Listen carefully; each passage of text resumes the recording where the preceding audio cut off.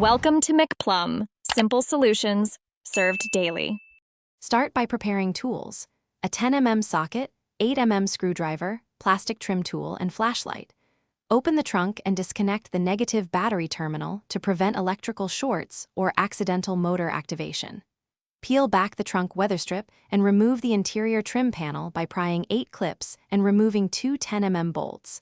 Work patiently so clips don't break. Clear debris around the latch and use a rag to protect paint. This access step reveals the latch assembly, actuators, and wiring harness for inspection. And with the trim removed, inspect the latch for rust, bent metal, or broken plastic on the striker and actuator linkage.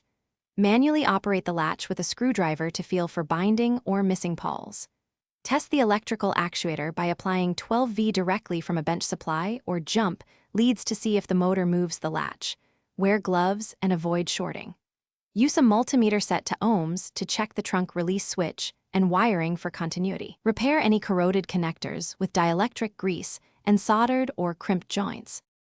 If the latch is damaged or the actuator fails, remove the assembly by unbolting 3 10mm bolts and disconnecting the wiring harness and release cable. Compare the new or rebuilt latch to the old one for identical linkages and striker alignment. Mount the replacement, hand thread bolts, then tighten snugly. Test the latch with the trunk closed and operate the key fob and interior release to confirm proper engagement. Reinstall the trim panel. Reattach 8 clips and 2 10mm bolts. Reconnect the negative battery and perform 3 full open-close cycles.